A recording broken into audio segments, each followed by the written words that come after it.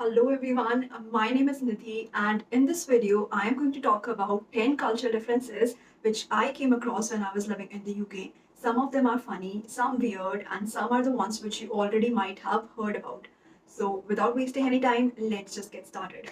The first one is a person can drive their car only if they are insured on it. So unlike India, where you just need the documents from the person whose car you are borrowing and your own license, if you're driving a car in the UK, you need to have your own car and you should be insured on that car. You need to have insurance on that car in your name, and then only you can drive it.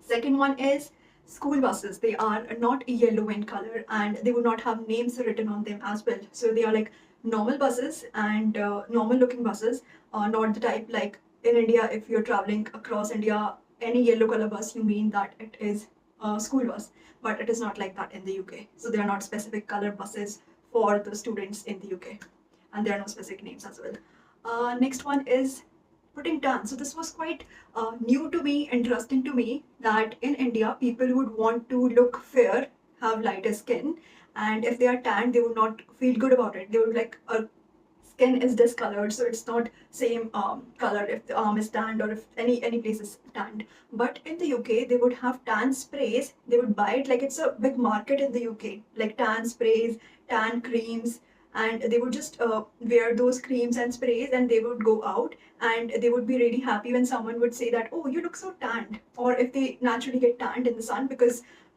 all of them are white, and if they get tanned, because some do just get sunburnt, and they would just get allergies and red skin, but they would never get tanned. Yes, there are these kind of people, and therefore the ones who can get tanned, they are really proud about it. They would try to flaunt it a little bit, that see, I have got a tan, and that is how it is.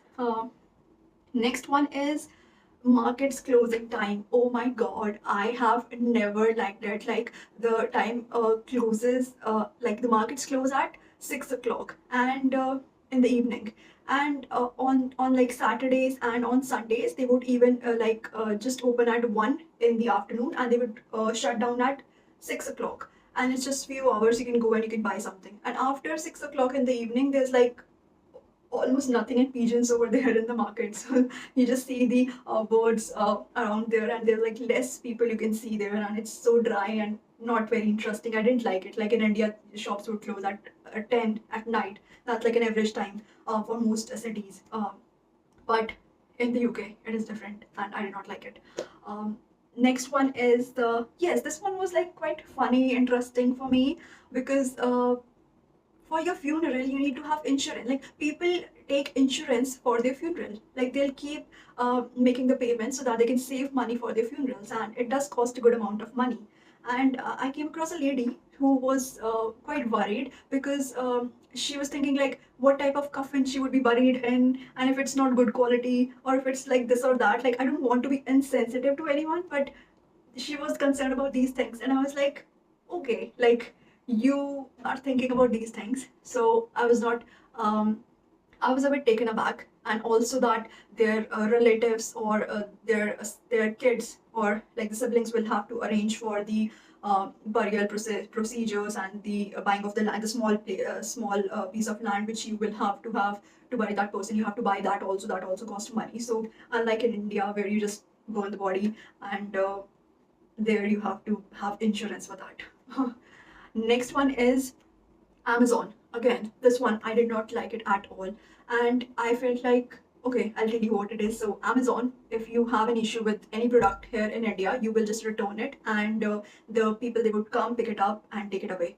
In the UK, if you have an issue, there are certain criterias in which you can be like you don't have to pay the shipping charges when you're returning it, while in some cases you have to pay it. So if it's a seller's fault or some like conditions, then you don't have to pay for shipping charges for returning it.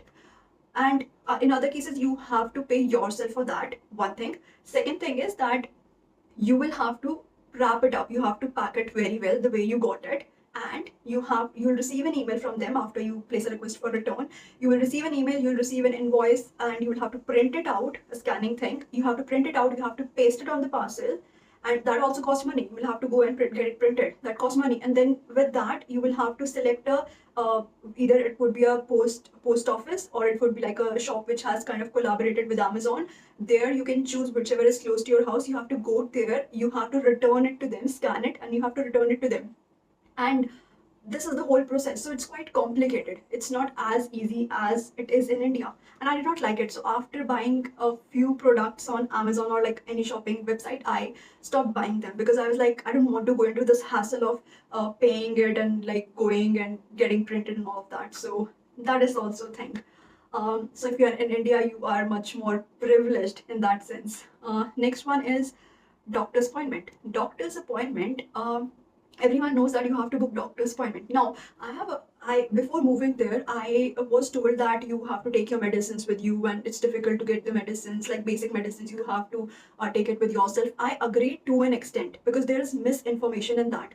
So if you're going there, most pharmacies would have basic medicine. So if you're having cough, you're having throat infection, which is not because of like a antibiotic, for which you need antibiotic. So it's like a normal throat infection you're having. You have normal cold or normal fever or normal body ache, or like basic things like that. There are so many options of medicines available in the pharmacy. You don't have to take any prescription for that. So prescription is required for you only when you have like a specific ailment, like if your throat infection is not going and you have tonsils, or you need antibiotics. For that you need prescription only. Without that you do not get it. Okay, so now I was telling you that I was not feeling well, and I called their GP service, and I said that, you know what, I want to get my blood test done, and because I feel that there's something wrong with my body. And in India, you can just book it. They would come, they would take the blood sample, and they will give the report. And you can even have online appointment of doctors. You can take prescription, and everything can be done online. So easy in India. But there he said that which doctor has prescribed you, like do you have a prescription? And I was like, do we need prescription again here from a doctor to get a blood test done as well? He said yes. So even for a blood test you cannot get it done yourself. You need doctor's permission for that as well. So I just left it there. When I moved back, like when I came back to India, I got my test done. So this is also a thing. Next one is referencing and essays. So there are no tests you have to give if you are in university, apart from few subjects. Subjects are called modules there, by the way. So I won't say this subject or that subject. I'll say module. Which module are you talking about? And so these exams, you don't have to give exams. Like when I was here in my bachelor's, I have to write exams. But there you do not have to write exam, apart from like few courses where it is important, like medical and all of that. So there are a few courses, but most of them do not require you to give any exam. You have to write essays. When I'm saying essays, do not think that it is easy to write those essays. They are equally difficult, and I feel they are more interesting in a way, because when you go and read about so many information. So okay, when you're writing essay, it is not like you're going on Google, you're searching something, you're copy pasting it and just submitting the essay. No, this is not essay. You have to do Harvard referencing, and you have to read the information from different sources, which have to be scholarly. Like they have to be from well reputed books, scholars written by the best people in those areas, best professors. And you have to take, like you have to read around like 20, at least 15 20 sources of information. And when you are writing your essay, every one or two sentences after that, you have to write in the bracket, where did you actually got it from. So you have to write it. And like where did that information come from. So in that manner, you have to write 2500 words. You cannot do the cheating, because if you're doing that, there is a software when you submit your essays. There is a software which does check plagiarism. Plagiarism. I'm not sure what's the right pronunciation. Plagiarism. I'm not very good with this pronunciation. So there's a software that does test it, and they would know how much plagiarized it is. So they would know about it.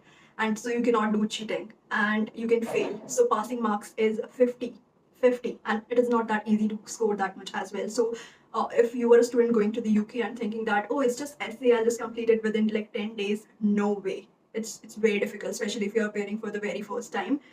this type of curriculum, you have a curriculum you have not been exposed to before, then it's very best, like it's best for you to actually take advice and take workshops which are organized from the university.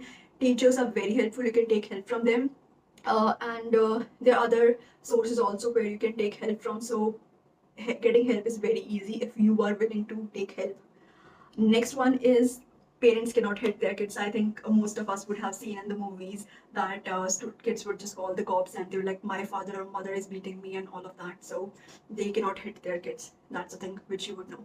Next one is choice of color, and this is the last one. So choice of colors I felt was like, I love wearing bright colors.